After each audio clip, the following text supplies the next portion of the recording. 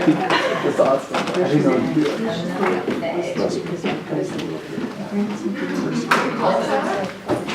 I'm leaving after. Just support my dad. Does anyone have any M&M's to start on the table? No, packets over here. Good evening. I'd like to call this meeting of the Village Board to order. It is 7:49. Has this meeting been noticed? The meeting has been posted and noticed according to law. Thank you. All trustees are present. Our first item on the agenda is special order of business. Just a reminder to speak into your microphones. I don't know if they work anymore, but that's what I've been told. It's special order of business, and we have recognition of the Village of Shorewood as a breastfeeding-friendly workplace gold level award by North Shore. Welcome. You want to just stay here? Hi, I'm Sheila Hardy, and I'm a public health nurse and lactation counselor with the North Shore Health Department. And I'm Lori Ehrenhurst. I'm the public health manager and also a lactation counselor with the North Shore Health Department. Thank you to the board for inviting us here tonight. 3 years ago, the North Shore Health Department created a program to assist employees in the North Shore with supporting employees to assist employers with supporting employees in their breastfeeding journey. Why did we decide to do this? Well, first of all, supporting breastfeeding is good for employees and for their families. Evidence-based research shows that breastfed babies are healthier and have fewer infections and illnesses, especially those infants that are in child care settings. This translates into fewer missed days of work for parents. Mothers who breastfeed also experience significant health benefits. The longer a woman is able to breastfeed, the more she reduces her risk of diseases such as breast and ovarian cancer, diabetes, osteoporosis, and heart disease. But supporting breastfeeding employees is also good for business. Employers who provide a supportive environment to help women continue breastfeeding after childbirth enjoy many proven benefits, including lower healthcare costs, lower turnover rates, lower absenteeism rates, and higher employee productivity and morale. In addition to the health department assisting employers by working with them to create policies, making space adaptations, and promoting breastfeeding in the workplace, we also like to recognize businesses who are doing a great job supporting employees. We are here tonight to present the Village of Shorewood with this recognition certificate for being recognized as a breastfeeding-friendly worksite. There are 3 different recognition levels to this program: the bronze, silver, and gold. The Village of Shorewood is being recognized at the gold level, which is the highest level that the North Shore Health Department can award a site. The Village of Shorewood has multiple accommodations for mothers to breastfeed and pump that are adapted with electrical outlets, sinks, refrigerators, chairs, tables, and in some areas, couches and a TV. The Village of Shorewood, in addition, had also created a policy for breastfeeding mothers in the workplace. It is our pleasure to award the Village of Shorewood at the gold level. Congratulations.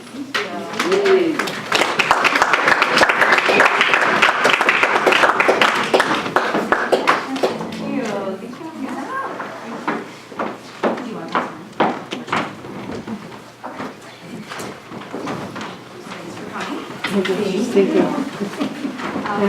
Next order of business is consider the RFP structure for the AMR and AMI presentation. This would be your second discussion.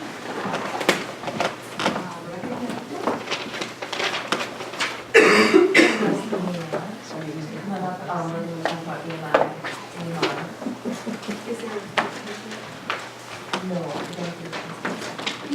it's just you tonight.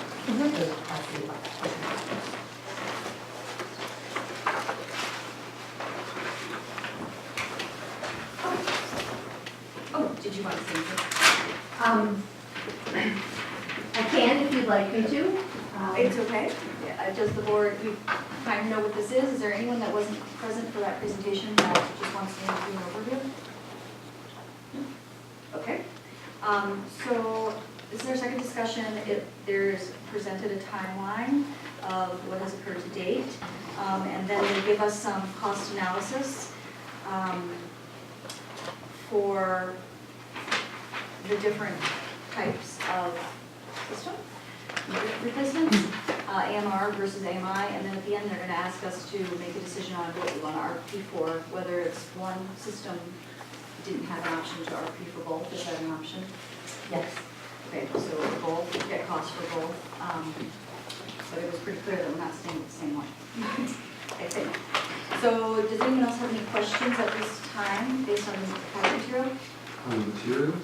I had a question on page 3, the last column. Is that just the cost for the labor or? It's a mix of labor and materials. So for example, in the meter reading, the hours listed, each task lists hours. Right. And then there's an annual cost. And in most cases, that annual cost is an estimated labor cost. But for example, in the printing, mailing, bills column, that is a material cost. So those are the same. So the last column is just labor, they don't add up across, Oh. substantially. They should. Oh. I yeah, apologize there's a for big- that. And going with that, Leanne, when you get to, there's also costs on page 4 for the monitoring. And when you give total costs, those aren't included? Aren't Is it a included. fiscal note? I can't remember.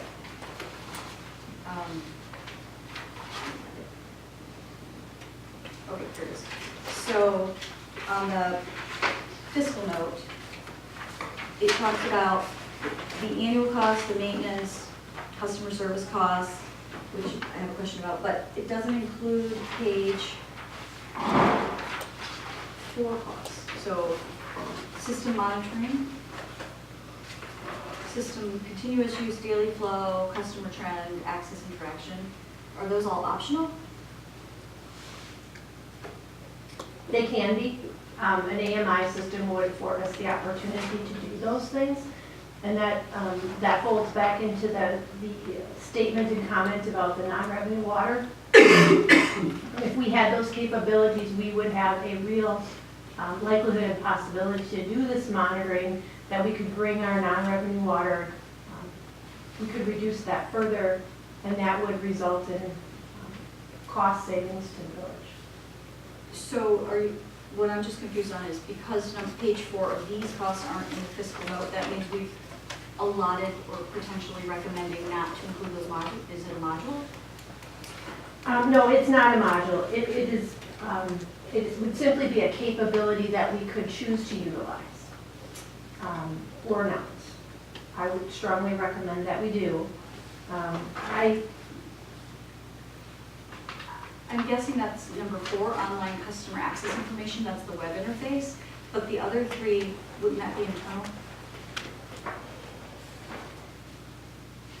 Yes, the other 3 would be internal, so that would be staff time. The online customer interaction would occur if we chose to purchase and utilize the customer portal. Okay, so 16,100 minus 4,800, you're still at 12,000, I don't know, 11,000 something. So would that be added to the fiscal note? I believe so. The fiscal note was prepared by Mark, so I can verify that with him. But it would appear that would be necessary, yes. I have a few more questions, but trustee Menton.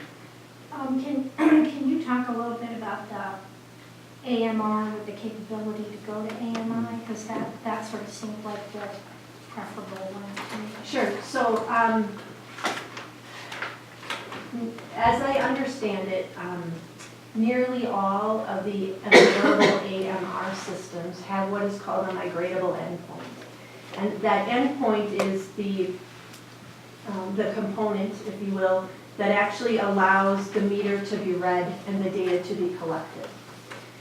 So you have a water meter that's installed inside the house. Right now we have endpoints that are installed outside the house. So when we read them now, they have a handheld device, they walk up, they touch that endpoint or that pad, and that transmits the data. I believe Badger makes an endpoint that is not migratable, but my understanding is that every other vendor does make, it's called migratable endpoint. And so that would allow you to use it for drive-by purposes, but it would also allow you, without changing that endpoint, to switch to an AMI system once you have that, that cellular or that tower or those other reading infrastructure installed. Is that the 12 antennas that were in the last, 12, did it say 12 antennas needed to be installed for the AMI? To do that? I don't recall that it was 12, but it would be the antennas for reading, yes. And where would those be located? That is impossible to say at this point. We would have to do a propagation study. I'm just asking, I don't know what it entails for an antenna, and I've had a lot of resident concerns about it over the last 3 years about antennas and the energy, boxes. So it would be important to know how big they are and what we were planning to do with them. I think there are, as I understand it, that there are different options. So one option may be to do a couple of very large antennas.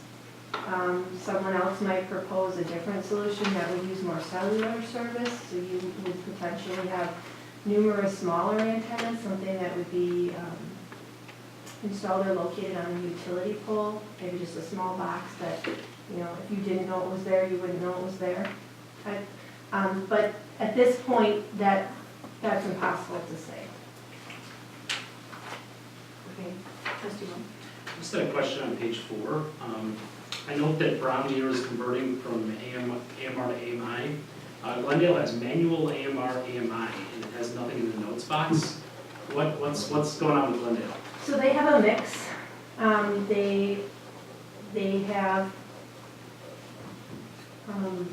They have each of those systems. So some of them, obviously, they're manual reads. There's no technology involved. Someone walks in, reads the numbers on a meter, writes them on a piece of paper, takes them back to the office.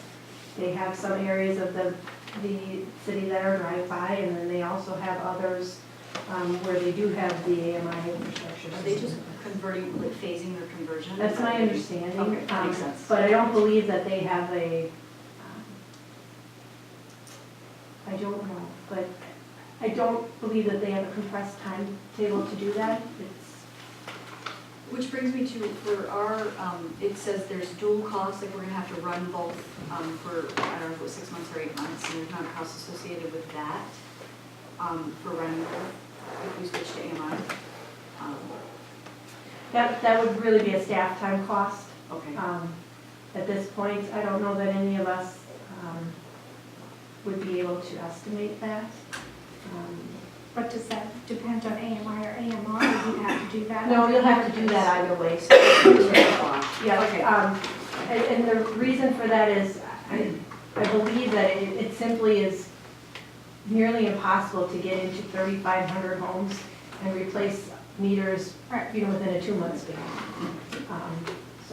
So for billing and processing, it looks like for AMR and the existing, it's 3,200, and then the AMI is 1,600.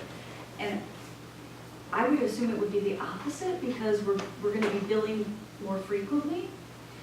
No, this does not change frequency. This is quarterly billing. So it's just because it's computerized? Okay.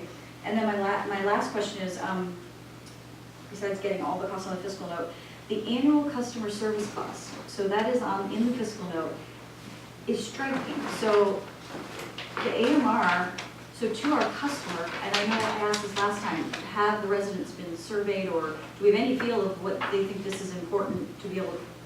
I know we save 10%, which is $70,000 a year, I think, when you calculated it out from our leakage. But one of the main benefits of AMI was the customers can have real-time information if we buy the module, and I think there's an annual fee for the software, kind of like Duncan. And then you can customize it, which if we go that route, we really should consider, because we customized Duncan, and I don't know that it ended up costing a lot of money to change. But regardless, the customer cost to the customer is $12,000 for AMI and $1,600 for AMR. And No, I apologize. I believe what that means is that is an attempt to reflect the time that would be spent by existing customer service staff yes, responding to inquiries. yes, and then they get, it ultimately goes back to the resident. So I think there's a clause in here, it just says, those are customer service costs because there'll be a lot more inquiries, that's why AMI is higher. Initially, Yeah, and then you portioned out a certain amount that the residents would pay for, I think it was 70%. I don't know, it's marked it. So anyways, that's how they came up with the cost to the resident. I'll find it. So you see, it's in here somewhere, because I could not remember. so in the fiscal note, there's a line that says estimated percentage paid by residential customers. Yes. That is actually a note to illustrate to you the difference in our total customer base of institutional, commercial, business, and residential property owners. So of this cost, no matter what we do, whether we spend $100 or $100,000, 80% of the costs are borne by residential customers because 80% of our customer base is residential. I get that, but it's different between AMR and AMI, 1,600 and 12,000. And it's cost to the residents. So if you put it all together, it seems like it's much higher because we'll have a lot more response rate by our staff. Because they can interact online or whatever, if it's a module. And then